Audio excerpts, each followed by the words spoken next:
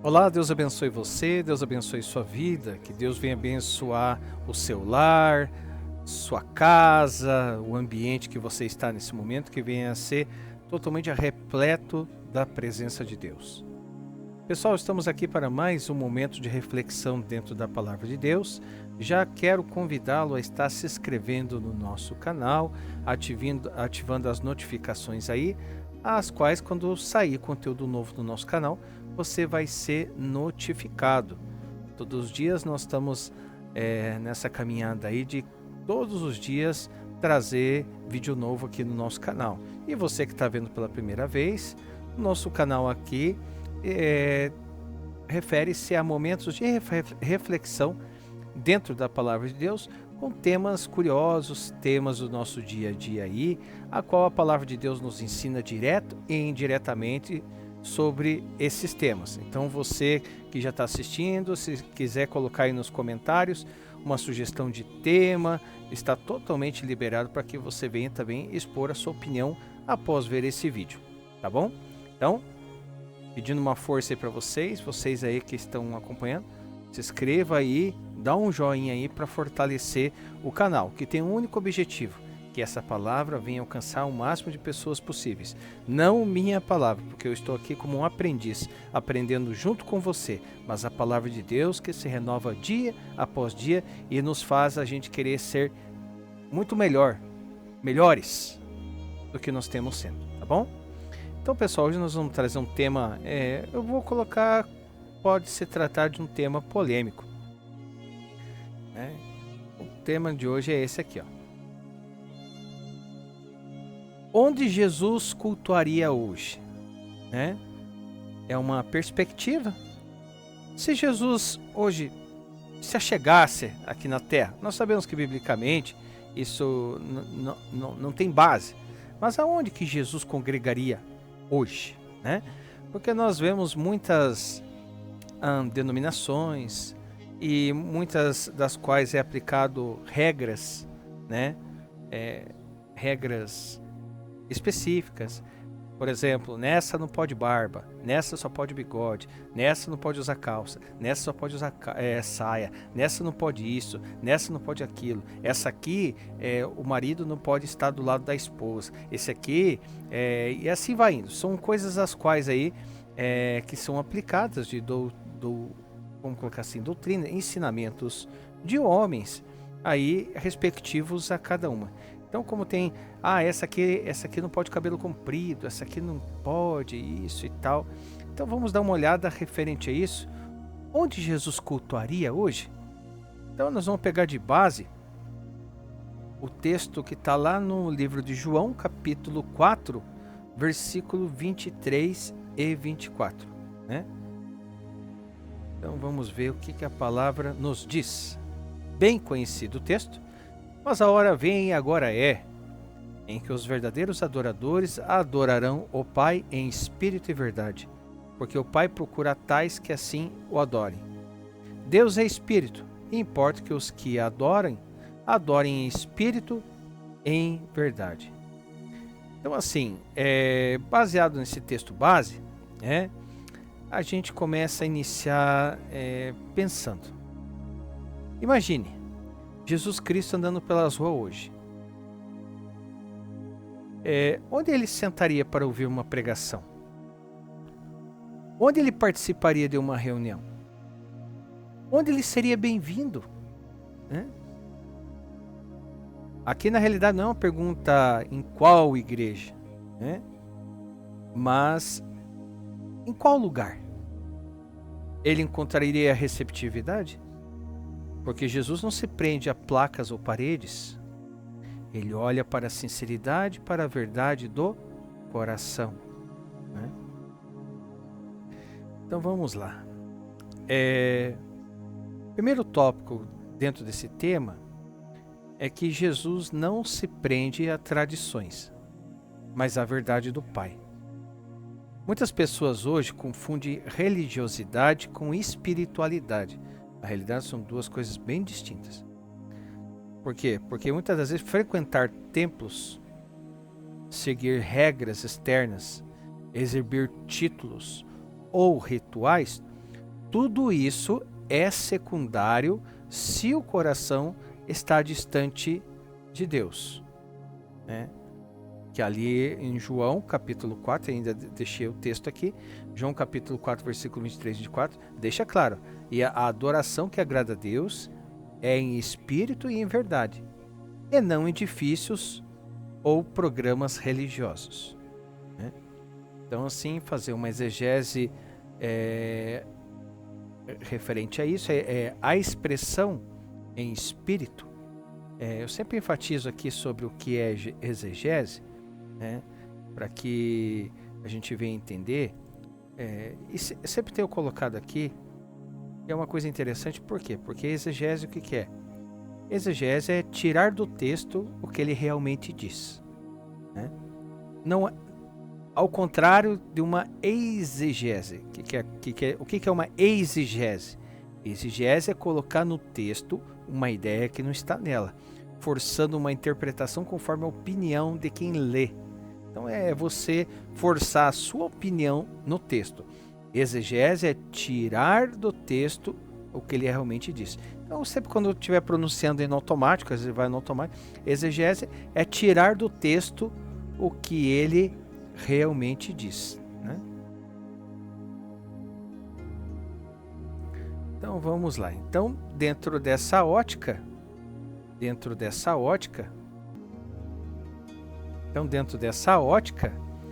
que acontece? A partir disso, nós podemos tirar ali a expressão em espírito, né? Em espírito. Em espírito indica uma relação viva com Deus, interna, que transcende formalismo, né? Então, com isso, nós fazemos a seguinte reflexão. Se Jesus estivesse hoje, ele procuraria corações humildes, sinceros, que se quebrantam diante de Deus, e não aqueles que se vangloriam em aparência e tradição, né? Segundo ponto, Jesus estaria onde há amor genuíno, não onde há interesse ou poder. Ele se associava com os marginalizados, os doentes, os rejeitados. Ele se sentava com cobradores de impostos, pecadores públicos, mulheres marginalizadas, né? Tanto que ali em Mateus, vamos dar uma olhada ali no livro de Mateus, Mateus capítulo 9, livro de Mateus, capítulo 9, do versículo 10 ao 13. Diz assim: E aconteceu que, estando ele em casa sentado à mesa, chegaram muitos publicanos e pecadores, e sentaram-se juntamente com Jesus e seus discípulos. E os fariseus, vendo isto, disseram aos seus discípulos: Por que come o vosso mestre com os publicanos e pecadores? Jesus, porém, ouvindo, disse-lhes: Não necessitam de médicos sãos, mas sim os doentes. Ide, porém, e aprendei o que significa misericórdia.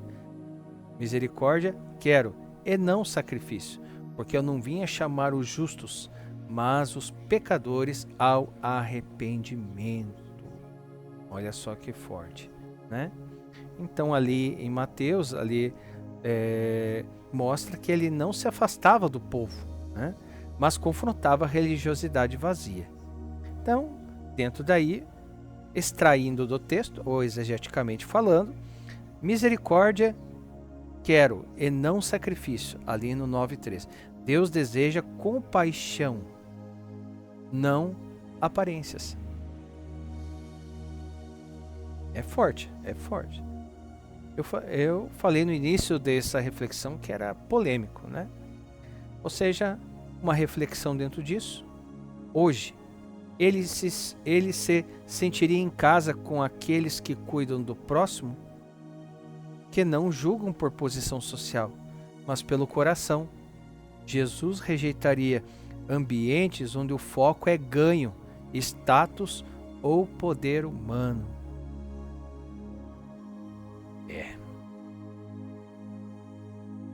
Terceiro tópico. Jesus congregaria com quem é fiel à palavra, não às experiências humanas. Aí aqui entra uma coisa bem complexa, porque assim, hoje muitos confundem experiências pessoais com verdade. E às vezes elas tentam pregar a experiência do que é a verdade, sendo que cada um de nós temos as suas experiências. Então não dá para usar como ou padronizar uma situação. Podemos tirar uma base, né? Nem tudo que parece é, né? Parecer e ser é diferente, né? Alguns lugares valorizam sensações, emoções e espetáculo, mas a palavra permanece a regra. Segundo Timóteo, capítulo 3, segundo Timóteo, capítulo 3, versículo 16 e 17. Diz assim: E toda a Escritura é divinamente inspirada e proveitosa para ensinar, para redarguir, para corrigir, para instruir em justiça, para que o homem de Deus seja perfeito e perfeitamente instruído para toda boa obra. Né? Então a palavra permanece a regra aí que está em Timóteo. Né? Exegeticamente falando, a verdadeira congregação é centrada na palavra de Deus. O centro é a palavra de Deus, não nas opiniões humanas ou na experiência momentânea de alguém. Por exemplo, não tem nenhum problema a pessoa trazer, eu até digo que isso fortalece a fé de muitas pessoas, a pessoa contar um testemunho, algo assim. Só que nada pode sobressair a palavra, né? Não pode sobressair a palavra. Eu já vi situações que a pessoa começou ali desde o início, 40 minutos, quase contando a vida inteira. E a palavra, onde é que fica? Né? A palavra ela não pode ficar como algo secundário, ela é primordial, né? Então, refletindo, Jesus não se prenderia a qualquer templo ou programa se eles negligenciassem a Escritura. Então, pegando um cenário desse, que a pessoa está ali, não mencionou nada da palavra, né? Não mencionou nada da palavra, só está expondo aquilo que viveu, eu acredito que Jesus se levantaria na hora e sairia, né? Porque está tendo uma negligência da Escritura, né? Ele buscaria aqueles que praticam a palavra e não apenas falam dela. Esse aí é forte, né? Que tem diferença em você falar da palavra e praticá-la. Falar é mais fácil que praticar, bem mais, né? E com isso, qual que é a conclusão que nós tiramos através disso, né? Qual que é a conclusão? A conclusão é essa: se Jesus estivesse hoje na terra, ele congregaria onde há coração quebrantado, vida de compaixão e fidelidade à palavra de Deus. Porque assim, não há placa que possa garantir que ele esteja em algum lugar. O critério não é denominacional ou institucional. É a verdade do Espírito e a sinceridade do coração. Aí tem uma pergunta aqui. Tem uma pergunta. Se Jesus entrasse onde você vai se reunir, na sua igreja, na sua casa, no seu coração, ele se sentiria em casa? É uma boa pergunta, porque o coração do homem, ele é complicado, né? Ele é complicado, o coração do homem. Então essa é a pergunta. Se Jesus entrasse, seja na sua igreja, na sua casa, no seu coração, ele se sentiria em casa ou ele ficaria desconfortável? É uma pergunta bem importante, né? Bem importante. E no meio de tantas tantas coisas, tantas diversidades. Hoje existe uma instituição para todo tipo de gosto. Todo tipo de gosto. Para esse que é desse jeito, para esse que é desse jeito, para esse que é assim, para esse que não pode isso, para esse que não pode aquilo, né? E ninguém fica em lugar que não quer, né? Então eu sempre digo assim, se for perguntar uma opinião minha, vá onde você se sentir bem. Mas busque em primeiro lugar o local que esteja mais próximo da palavra, né? Igrejas, eu vou falar agora igrejas, não é organismo vivo, né? Igrejas, instituições, têm seus defeitos. Onde tem ser humano, tem os seus defeitos, né? Eu digo que a igreja perfeita é aquela que vai estar com Jesus naquele dia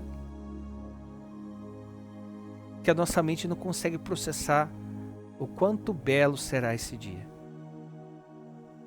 né? Mas onde tem ser humano tem problema, né? Porém, não podemos deixar de enfatizar que tem lugares que são incoerentes com a palavra, né? No começo do sermão, ali da reflexão, a gente está falando de exegese e exigese, né? Algo que é você extrair aquilo que está dizendo e eu colocar minha ótica sobre aquilo que eu estou lendo, forçando que seja a minha ideia. Aí isso tem problemas hoje, porque tem lugares que estão muito longe da palavra, né? E aí, se você for questionar, é feito um malabarismo exegético impressionante da palavra para tentar atenuar ou até mesmo concordar com algumas atitudes ou alguns princípios que não têm envolvimento com a palavra de Deus. Nós recentemente trouxemos um vídeo de reflexão da palavra que está falando muito sobre a igreja primitiva, né? Igreja primitiva, lá em Atos, né? A forma que eles conduziam a igreja, a forma que eles conduziam, falando agora igreja organismo vivo, né? Igreja pessoas reunidas, corpo, pessoas, corpo, né? E a forma que a igreja primitiva conduzia as coisas. E é bem diferente de algumas coisas que a gente vê, né? Eu digo algumas porque eu não estou generalizando. Estou falando de algumas coisas que talvez você já viu, não viu. Então, assim, precisamos buscar na palavra a coerência, né? Para ver realmente se está ou não está dentro da palavra de Deus. Lê a palavra sem colocar nada, sem tirar nada, né? Lê ela limpa e pura do jeito que ela é. E a palavra, ela se explica, né? Então, mais uma vez, para finalizar o momento de reflexão de hoje, vai ficar a pergunta no meu coração e no seu. Se Jesus entrasse na sua igreja, na sua casa ou no seu coração, ele se sentiria em casa hoje? Essa é a pergunta que fica.